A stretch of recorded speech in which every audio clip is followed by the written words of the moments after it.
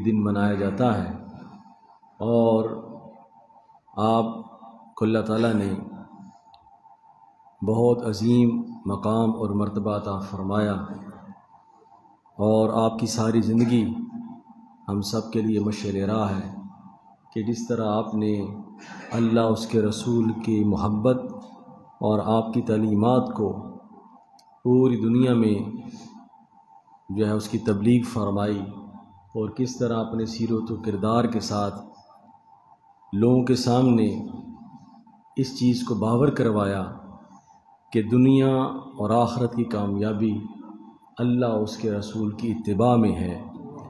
تو حضرت غوث پاک رضی اللہ تعالیٰ عنہ آپ کے حوالے سے، جسے ہم بڑی 11ویں شریف بھی کہتے ہیں، آپ کا یہ دن منایا جاتا ہے، اور یہ ہمیں یاد بھی رکھنا چاہیے کہ حضور نبی پاک صلی اللہ علیہ وآلہ وسلم، آپ کے اہل بیت کے ایام کون کون سے ہیں، آپ کے صحابہ کرام کے ایام کون کون سے ہیں، سب کا اگر نہیں تو کوئی خاص ہمیں ان چیزوں کا پتہ ہونا چاہیے۔ انبیاء مرسلین، ان کی یوم پیدائش، یوم وصال کے بارے میں جہاں تک علم ہو، یہ اتنا ہی ایمان افروز ہے۔ اور پھر حضور علیہ الصلوۃ والسلام کے جو غلام ہیں، جو اولیاء اعظام ہیں، جو مشائخ ہیں، ان کے ایام اور ان کے جو یوم آراس ہیں، یوم پیدائش ہیں، یوم ولادت ہیں، ان کے بارے میں ہمیں علم ہونا چاہیے۔ پھر ان کی تعلیمات کے بارے میں ہمیں پتہ ہونا چاہیے کہ یہ جو اللہ کے بندے ہیں، انہوں نے کس طرح اللہ اس کے رسول کی باتوں کو ہم تک پہنچایا۔ یہ دیکھیں، دین قیامت تک چلنا ہے۔ حضور نبی پاک صلی اللہ علیہ وآلہ وسلم، آپ پر نبوت اور رسالت کا دروازہ بند ہو گیا، اس کے بعد صحابہ کرام، اہل بیت اعظام، تابعین، تبع تابعین، اولیاء اعظام، محدثین، علماء کرام، پیران اعظام، صوفی اعظام، انہی ہستیوں کے ذریعے اللہ رب العزت نے قیامت تک دین اسلام کو جاری و ساری رکھنا ہے۔ تو ہمیں اسی لیے تو اللہ پاک نے فرما دیا، یا ایھا الذین آمنوا اتقوا اللہ وکونوا مع الصادقین، اے ایمان والو اللہ سے ڈرو اور سچے لوگوں کی صحبت اختیار کرو، سچے لوگوں کے پاس بیٹھا کرو۔ تو یہ سارے جو سلسلے ہیں، یہ سارے جو اللہ کے بندے ہیں، یہ حضور کی بارگاہ سے ہی فیض حاصل کر کے لوگوں تک منتقل فرماتے ہیں۔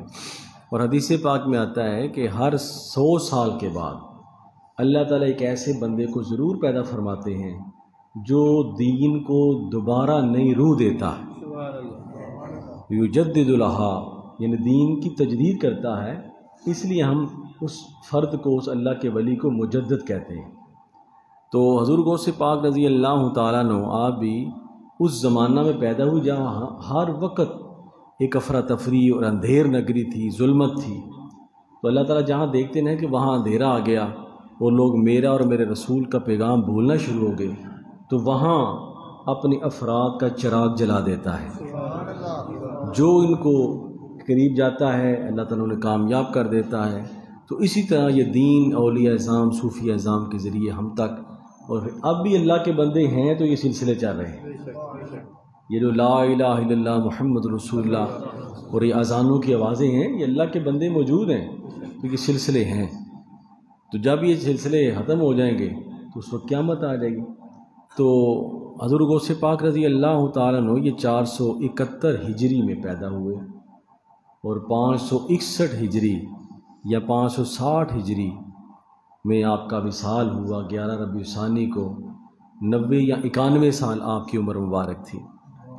اور حضور شیخ عبد القادر جیلانی رحمۃ اللہ تعالی علیہ، آپ کے وصال پاک سے پہلے ایک بہت بڑے بزرگ ہیں جو جن کا تعلق بستام سے تھا، انہوں نے یہ بشارت دی تھی کہ اللہ تعالیٰ عن قریب عراق کی سرزمین میں ایک ایسا فرد پیدا کرے گا جس کی روشنی سے اللہ تعالیٰ ایک جہان عالم کو روشن فرمائے گا، اور وہ اللہ اس کے رسول کے پیغام کو جو ہے وہ اپنی سیرت و کردار کے ساتھ لوگوں میں اس طرح روشناس کرائے گا، اپنی کرامات کے ساتھ، اپنی استقامت کے ساتھ، کہ دور دور تک ان کے فیض و برکات پھیل جائیں گے۔ لیکن اولیاء کرام کے مختلف درجے ہوتے ہیں، کسی کا فیض اپنے علاقے تک محدود رہتا ہے، کسی کا اپنے شہر تک، کئی ایسے ہوتے ہیں کہ جن کا فیض پوری دنیا میں اللہ تعالیٰ پھیلاتے ہیں کہ یہ دیکھو حضور کے غلاموں کی یہ شان ہے.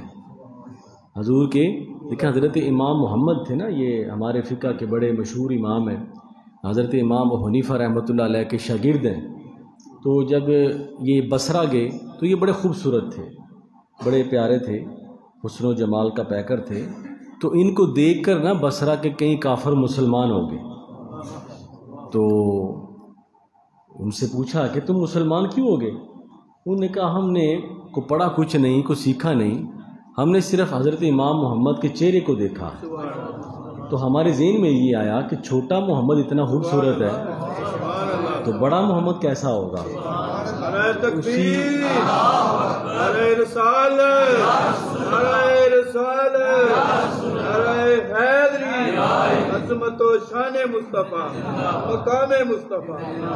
ماشاء اللہ عارف صاحب بھی ہمارے ساتھ عمرہ شریف میں موجود تھے. اکٹھے ہم حضور کی بارگاہ میں حاضر ہوتے رہے، سلام پیش کرتے رہے. اللہ تعالیٰ قبول فرمائے اور بار بار ایسی حاضریاں عطا فرمائے. اللہ تعالیٰ حضور کے صدقے آپ سب پر بھی، ہم سب پر بھی یہ حرمین شریفین کی حاضریاں کہ یہ ساتھ ملتی رہے، آمین. تو فرمایا کہ یہ چھوٹا محمد اتنا خوبصورت، بڑا محمد.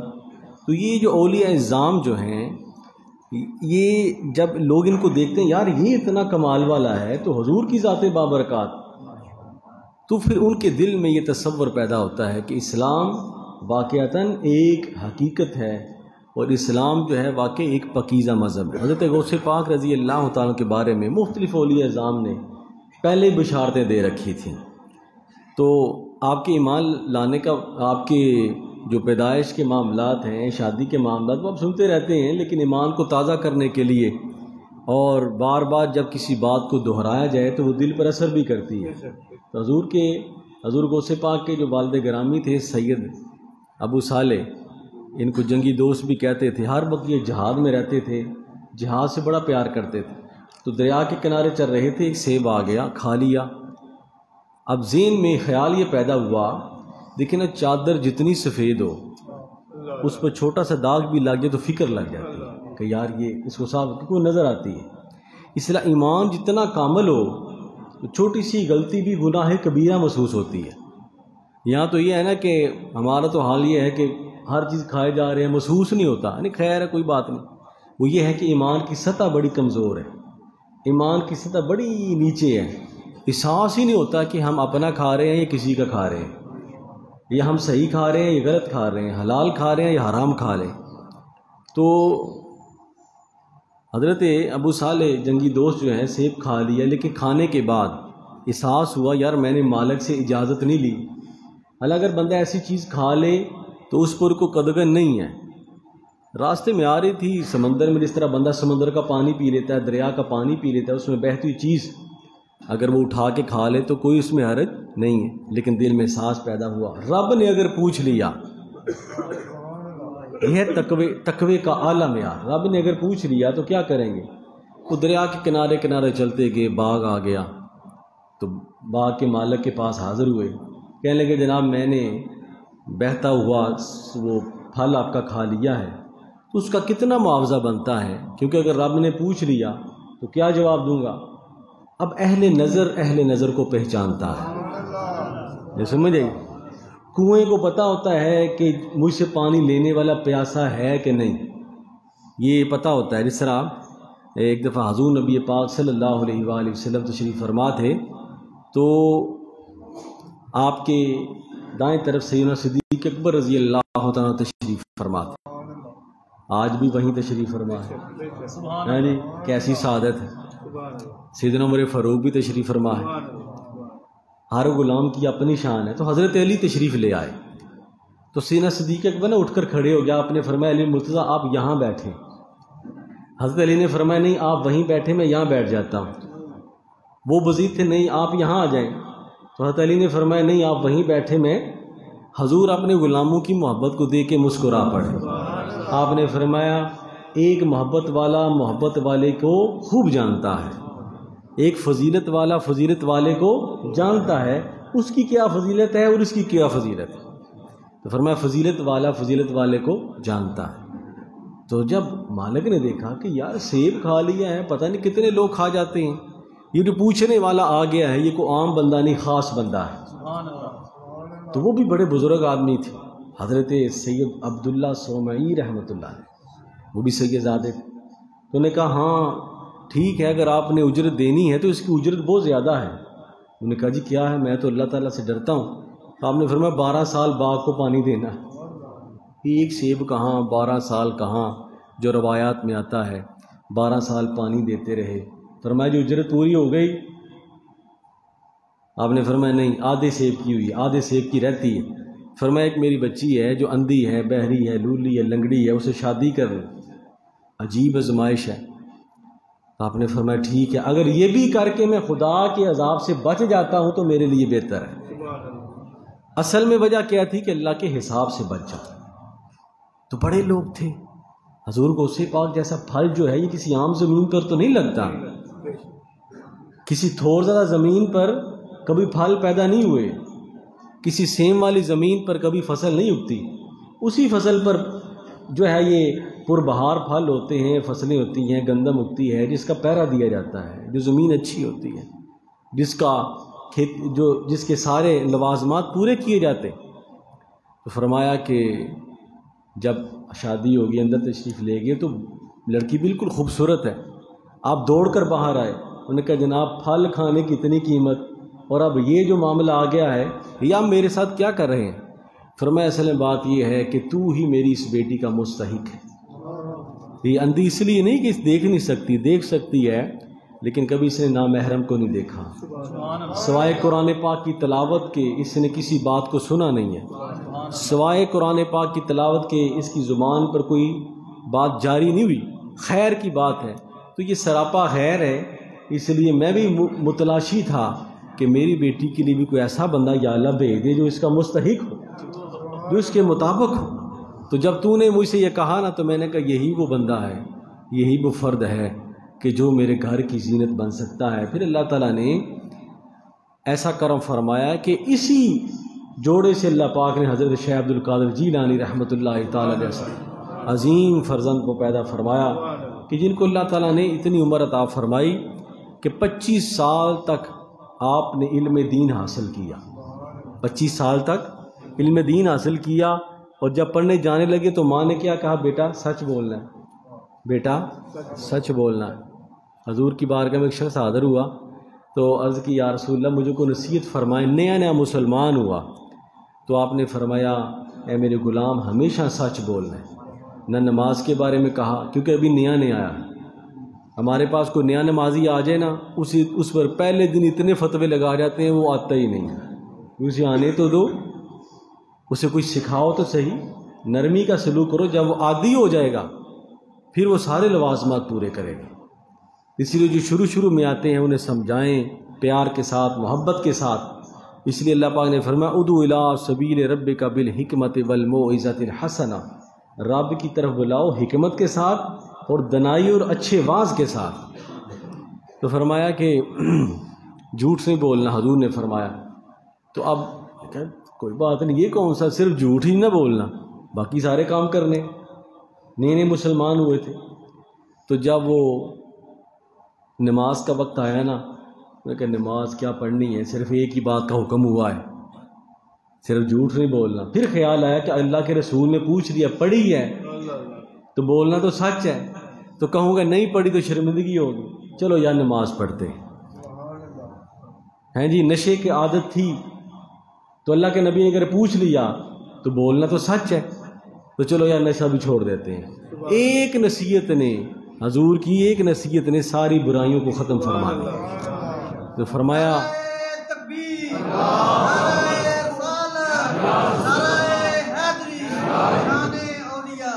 فرمایا بیٹا جھوٹ نہیں بولنا۔ تو اب وہ واقعہ سارے پڑھتے رہتے ہیں کس طرح 40 دینار آپ کو دیے گئے اور راستے میں ڈاکوؤں کا حملہ ہوا۔ اس بچے سے پوچھا تمہارے پاس کچھ ہے؟ تو آپ نے فرمایا میرے پاس 40 دینار ہے۔ اس نے کہا عجیب انسان ہے کہ لوگ اپنا مال چھپاتے ہیں، یہ اپنا مال بتاتا ہے۔ اس نے کہا بچہ ڈر نہیں لگتا؟ تو آپ نے فرمایا میری ماں نے کہا تھا کہ سچ بولنا ہے۔ تو اس نے کہاں رکھے؟ تو آپ نے وہ سلے ہوئے تھے وہ نکال کے سامنے رکھ دیے۔ وہ ڈاکو رونے لگا، اس نے کہا اتنے سال ہو گئے ہم اپنے مالک کے ساتھ بے وفائی کر رہے ہیں جی، اتنے سال ہو گئے ہم اللہ کے جو ہے وہ دیے حکم کو پامال کر رہے ہیں۔ یہ بچہ دیکھو ایک ماں کی نصیحت پر اتنا پختہ عمل کر رہا، ان بچوں نے بھی، ان ڈاکوؤں نے بھی سارے مال جو ہے وہ کام چھوڑ دیے، سارے برائیوں کو چھوڑ کر اسی وقت حضور غوث پاک کے بیعت ہو گئے۔ آج بھی اب وہ ڈاکو تو نہیں کہہ سکتے، آج بھی ان کے مزار بغداد میں ہیں جی۔ یہ جب تبدیلی آ جاتی ہے، جب انسان اپنے آپ کو بدل دیتا ہے تو خدا بھی ان کو بدل دیتا ہے۔ بندے کے لیے وہی آواز پڑتی ہے جو وہ پسند کرتا ہے، نہیں سمجھ آئی؟ بندے کو اسی نام سے بلایا جاتا ہے جو وہ نام پسند کرتا ہے۔ اگر وہ چاہتا ہے کہ یار مجھے لوگ ایسا کہیں کہ یہ اللہ کے نبی کا نعت خواں ہے، وہ نعتیں پڑھے گا تو حضور کا ثنا ہاں کہلائے گا۔ اگر ایک بندہ چوریاں کرتا ہے تو اب اسے لوگ جو ہے وہ اللہ کا ولی تو نہیں کہہ سکتے۔ تو انسان جس صورت میں اپنے آپ کو ڈالتا ہے، دنیا اور آخرت میں آواز بھی اسی چیز کی پڑتی ہے۔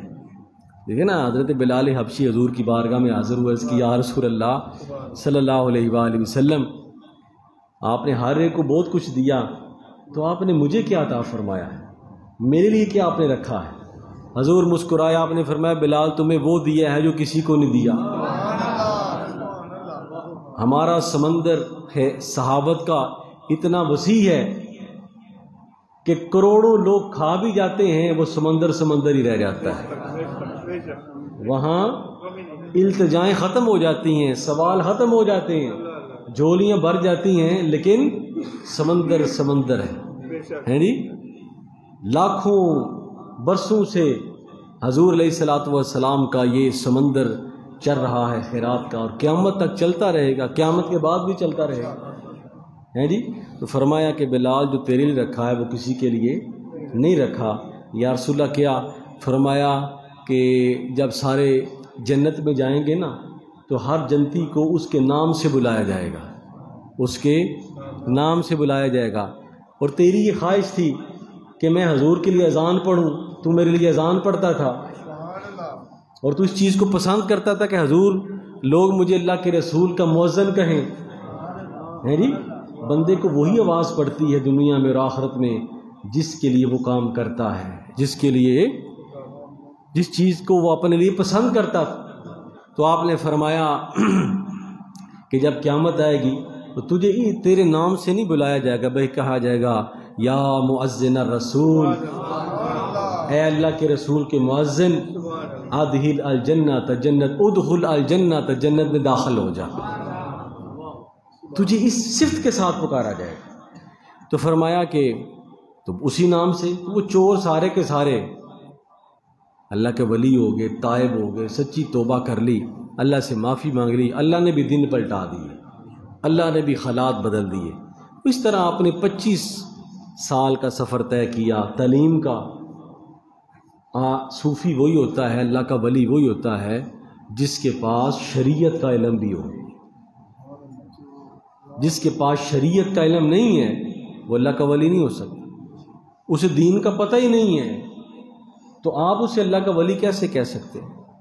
محدثین اولیاء نے سب سے پہلی شرط جو ولایت کی لگائی ہے وہ علم دین کی ہے، کہ اس کے پاس اللہ اس کے رسول کے احکامات کا علم ہو، تب وہ مقام ولایت پر فائز ہوتا ہے۔ دوسرا، پھر آپ نے 25 سال تک مختلف اولیاء کرام، مختلف مشائخ، مختلف آپ کتابیں پڑھے، بندہ حیران رہ جاتا ہے کہ کس طرح آپ نے اپنے علم کو مختلف اولیاء کرام، مختلف محدثین سے پالش کروایا۔ 50 سال ہو گئے تو آپ تقریر نہیں فرماتے تھے، تو ایک دن رات کو سوئے تو حضور کی زیارت نصیب ہوئی۔ اللہ نے جن سے کام لینا ہوتا ہے ان کی زندگی کے معاملات مختلف ہوتے ہیں، جن کا نام، جن کے ذریعے اللہ تعالیٰ نے اللہ اس کے رسول کے احکامات کو پھیلانا ہوتا ہے، ان کی روٹین کچھ مختلف ہوتی ہے، عام لوگوں سے، بچوں سے، عام افراد سے مختلف ہوتے ہیں۔ تو 50 سال عمر ہوگی تو حضور نے فرمایا بیٹا گفتگو کیوں نہیں کرتے؟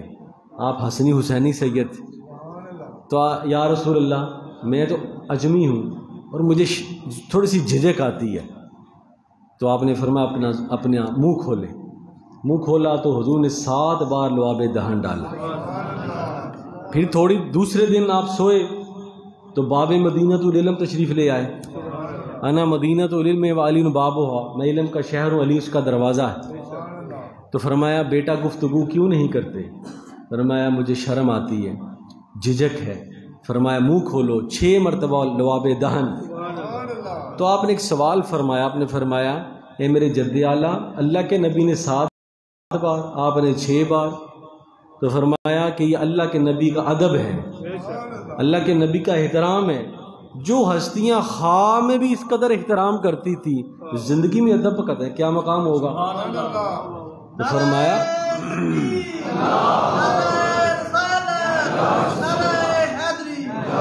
اس کے بعد آپ نے خطاب شروع کیا. یہاں مجھے ایک بڑی محبت کی بات یاد آ گئی. ایک دفعہ نا حضرت علی شیر خدا رضی اللہ تعالیٰ عنہ، آپ نے خواب میں دیکھا کہ حضرت عمر فاروق جو ہے یہ مدینہ پاک میں کھجوریں تقسیم کر رہے ہیں مسجد نبوی میں. اور دور تھا حضرت عمر فاروق کی خلافت کا، ہیں جی. تو حضرت علی نے یہ خواب دیکھا کہ حضرت عمر فاروق مسجد نبوی میں کھجوریں تقسیم کر رہے ہیں. تو جب حضرت عمر فاروق حضرت علی کے پاس آئے نا خواب میں، تو حضرت علی رضی اللہ تعالیٰ نے فرمایا کہ آپ ایک ایک دے رہے ہیں، مجھے 2 دے دیں. تو حضرت عمر فاروق نے فرمایا اس طرح لوگ کیا کہیں گے کہ میں نے دوسروں کو ایک ایک دی ہے اور آپ کو 2 دی ہیں، تو آپ کو بھی ایک ہی، تاکہ برابری رہے، مساوات رہے. تو آپ نے فرمایا ٹھیک ہے. حضرت علی بڑے بیدار ہوئے اور بڑا اس چیز کو فرمایا کہ بڑی عجیب خواب دیکھی ہے. جب آپ مسجد نبی میں آئے نا عصر یا مغرب کے ٹائم، تو دیکھا کہ حضرت عمر فاروق کھجوریں تقسیم فرما رہے ہیں. اب یہ حقیقت تھی، وہ خواب تھا. حضرت علی فرماتے ہیں عجیب خواب ہے. آپ بیٹھ کے ایک ایک کھجوریں دے رہے ہیں سب کو. جب حضرت عمر فاروق کے پاس، حضرت علی کے پاس آئے نا حضرت عمر فاروق، تو آپ نے ایک کھجور دی. اب حضرت علی نے فرمایا میں نے خواب میں یہ دیکھا، چلو میں سوال کرتا ہوں. آج عمر کا بھی پتہ چلتا ہے جی کہ یہ کتنے ہیں جی قرب کے مقام پر ہیں. آپ نے فرمایا عمر فاروق مجھے 2 دیں. حضرت عمر فاروق نے فرمایا علی اگر خواب میں 2 دیتا تو اب بھی میں 2 ہی دیتا. حضرت علی فرماتے اس وقت مجھے حضرت عمر فاروق کا پتہ چلا کہ یہ جو دیتا ہے خدا کی رضا کے لیے دیتا. فرمایا اگر خواب میں 2 دیتا تو اب بھی میں تمہیں 2 ہی دیتا. تو فرمایا کہ 6 مرتبہ آپ نے لعاب دہن ڈالا. تو فرمایا ادب کی وجہ سے، احترام کی وجہ سے. پھر حضور غوث پاک نے 40 سال تک اپنی واعظ و تبلیغ سے، اپنی کرامات سے، اپنی تعلیمات سے لوگوں کو اس قدر روشنا فرمایا کہ کئی ہزاروں کا مجمع ہوتا، اور اس مجمع میں اگر کوئی آ کے غیر مسلم بیٹھ جاتا وہ بھی کلمہ پڑھ کے جاتا. یہ آپ کی جو ہے وہ آپ کی واعظ کا، آپ کی تبلیغ کا، آپ کی تدریس کا یہ اثر تھا. بہت بڑا ادارہ، بہت بڑا ایک دینی درسگاہ آپ نے قیام میں لائے، اور پھر آپ نے دور دور تک علم کے ساتھ، اپنے عمل کے ساتھ ایسی روشنائی پھیلائی کہ آج بھی آپ کی ولایت کا، آپ کی تعلیمات کا سکہ جو ہے وہ اس طرح بیٹھا ہوا ہے کہ حضور غوث پاک نے فرمایا میرا قدم ہر ولی کی گردن پر ہے، میرا قدم ہر ولی کی گردن پر ہے. تو میرے دوستو، حضور غوث پاک رضی اللہ تعالیٰ کی شخصیت، آپ سے کسی نے سوال کیا حضور اللہ کو کیسے راضی کریں کہ اللہ راضی ہو جائے؟ آپ نے فرمایا کن عند ربک کالمیت عند الغسال. فرمایا اگر رب کو راضی کرنا ہے تو رب کے نزدیک اس طرح ہو جاؤ جس طرح میت نہلانے والے کے ہاتھ میں ہوتی ہے. جس طرح میت کا اپنا کوئی ارادہ نہیں ہوتا، نہلانے والا دائیں کرتا ہے وہ دائیں ہو جاتا ہے، بائیں کرتا ہے وہ بائیں ہو جاتا ہے، اٹھاتا ہے وہ اٹھ جاتی ہے، وہ نہلانے والے کے ہاتھ میں بک چکی ہوتی ہے. فرمایا تم بھی رب کے نزدیک میت ہو جاؤ. وہ اٹھاتا ہے تو اٹھ جاؤ، بٹھاتا ہے تو بیٹھ جاؤ، بلاتا ہے تو آ جاؤ، باہر نکالتا ہے تو نکل جاؤ، رب راضی ہو جائے گا. اللہ تعالی ہمیں اپنے اسلاف کرام کے نقش قدم پر چلنے کی توفیق عطا فرمائے. وما علینا الا البلاغ، وآخر دعوانا الحمد للہ رب العالمین. سنتے ہیں، فرما لو.